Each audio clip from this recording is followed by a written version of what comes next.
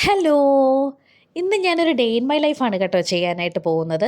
അതായത് ഉച്ചവരെയുള്ള സമയമാണ് കാണിക്കാനായിട്ട് ഞാൻ പ്ലാൻ ഇട്ടേക്കുന്നത്. ഇന്നത്തെ ഡേ ഇൻ മൈ ലൈഫിനൊരു പ്രത്യേകത കൂടിയുണ്ട്. അതായത് ഇന്ന് വൈഫൈയോ നെറ്റ്വർക്കോ ഒന്നുമില്ലാത്ത ഒരു ഡേ എങ്ങനെയാണെന്നാണ് കാണിക്കാൻ പോകുന്നത് കേട്ടോ. ഇവിടുത്തെ വൈഫൈ ഒന്നും വർക്ക് ആവുന്നില്ല.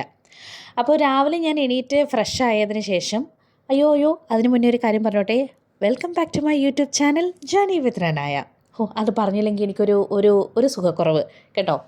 ആ അപ്പോൾ രാവിലെ തന്നെ നമ്മുടെ സ്കിൻ കെയർ ആണ്. സ്കിൻ കെയർ എന്ന് വെച്ചിട്ടുണ്ടെങ്കിൽ വലിയ കാര്യമായിട്ടൊന്നുമില്ല. ജസ്റ്റ് ഞാനൊരു ഫേസ് സിറം അപ്ലൈ ചെയ്യും എന്നുള്ളതേ ഉള്ളൂ. പിന്നെ സൺസ്ക്രീനും. പിന്നെ ഇപ്പം എൻ്റെ സ്കിന്ന് ഭയങ്കര ഡ്രൈ ആണ്. പിന്നെ ഇപ്പോഴത്തെ ക്ലൈമറ്റ് ഭയങ്കര തണുത്തും കൂടെ ഒക്കെ വരുന്ന കാരണം ഭയങ്കരമായിട്ട് ഇങ്ങനെ സ്കിന്ന് പൊരിഞ്ഞ് വരാൻ ചാൻസ് ഉണ്ട്. അപ്പോൾ അതുതന്നെ രാവിലെ തന്നെ ഞാൻ ഫേസ് സിറം ഒക്കെ ഇട്ടു. അപ്പോൾ ഒരു ഒരു ഹൈഡ്രേറ്റിംഗ് ആയിട്ട് ഇങ്ങനെ ഇരുന്നോളും. പിന്നെ അതിനുശേഷം ഞാനൊരു സൺസ്ക്രീൻ അപ്ലൈ ചെയ്യും. ഇതാണ് നമ്മുടെ ബ്യൂട്ടി സീക്രട്ട് എന്ന് പറയുന്നത്. പ്ലമ്മിൻ്റെ സൺസ്ക്രീനാണ്.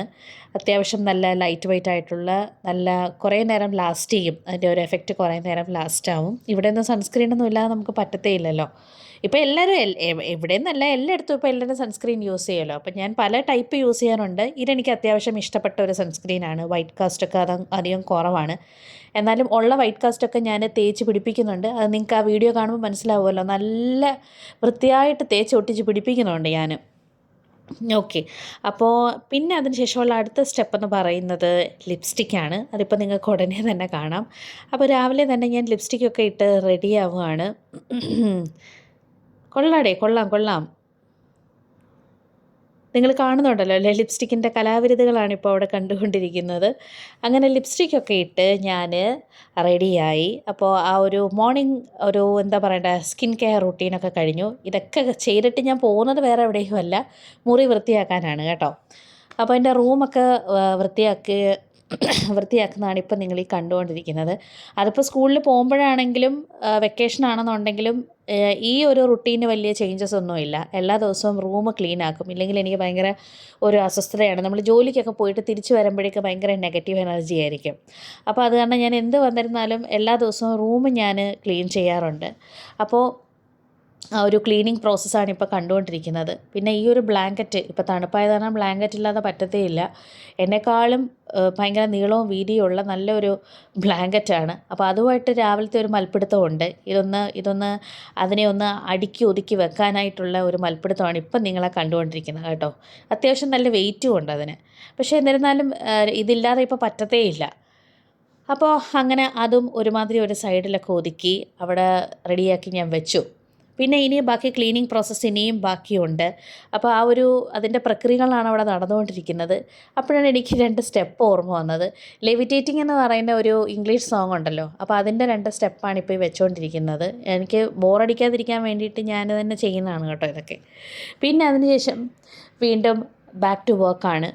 എന്ത് വർക്ക്? അടുക്കി പറക്കി ഒതുക്കൽ വർക്കാണ് കേട്ടോ. അപ്പോൾ എന്നിട്ട് വീണ്ടും ഞാൻ ഇതേപോലെ വീണ്ടും ഡ്രസ്സൊക്കെ ഒതുക്കി വെച്ചു. ഇനി നമ്മുടെ ബ്രേക്ക്ഫാസ്റ്റ് ടൈമാണ്. ബ്രേക്ക്ഫാസ്റ്റ് ടൈമിന് ഇന്ന് ബ്രേക്ക്ഫാസ്റ്റിന് പ്രത്യേകിച്ച് കാര്യമായിട്ടൊന്നുമില്ല. ഞാനൊരു വീറ്റ് പൊറോട്ടയും പിന്നെ തലേന്നത്തെ കുറച്ച് മീൻകറി ഇരിപ്പുണ്ടായിരുന്നു. അത് രണ്ടും തന്നെയാണ് കഴിച്ചത്. ഒരു വീറ്റ് പൊറോട്ടയെ കഴിക്കുന്നുള്ളൂ.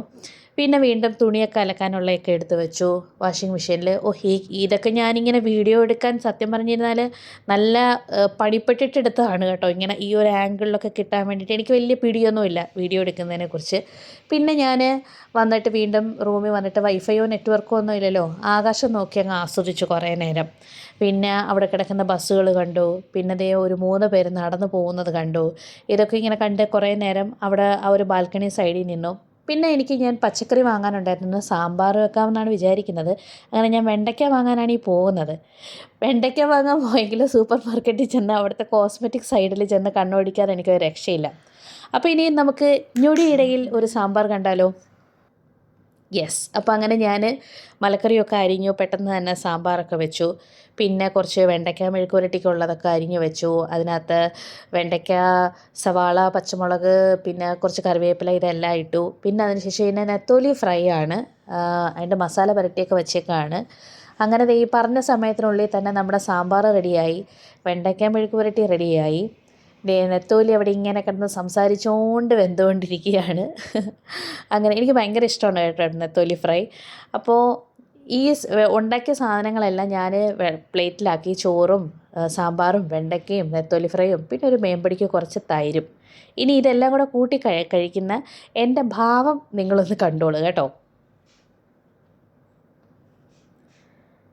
അയ്യോ, തുപ്പലിറക്കിക്കൊണ്ട് സത്യം ഇരുന്ന് കുഴയ്ക്കുകയാണ് കേട്ടോ ഞാൻ.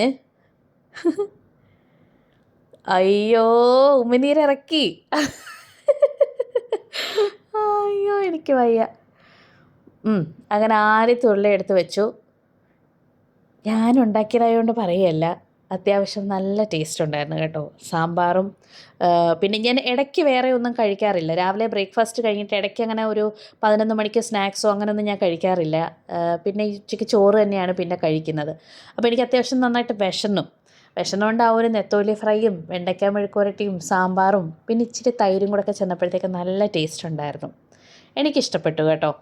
ഇത്രയും ഭയങ്കര ആഡംബരമൊന്നുമില്ല, ഇത്രയൊക്കെ ഉള്ളൂ. പിന്നെ അതിന് ശേഷം ഇത് ഇന്നലെ ഞാൻ ലുലു മാളിൽ പോയപ്പോൾ വാങ്ങിയ പ്ലം കേക്കാണ്. അതിൻ്റെ പുറത്തുള്ള കിസ്മസും അണ്ടിപ്പരിപ്പും ഒക്കെ കണ്ട് തന്നെയാണ് ഞാൻ ആ കേക്ക് വാങ്ങിയത്. പറയാതിരിക്കാൻ വയ്യ, നല്ല സൂപ്പർ ടേസ്റ്റ് ആയിരുന്നു കേട്ടോ.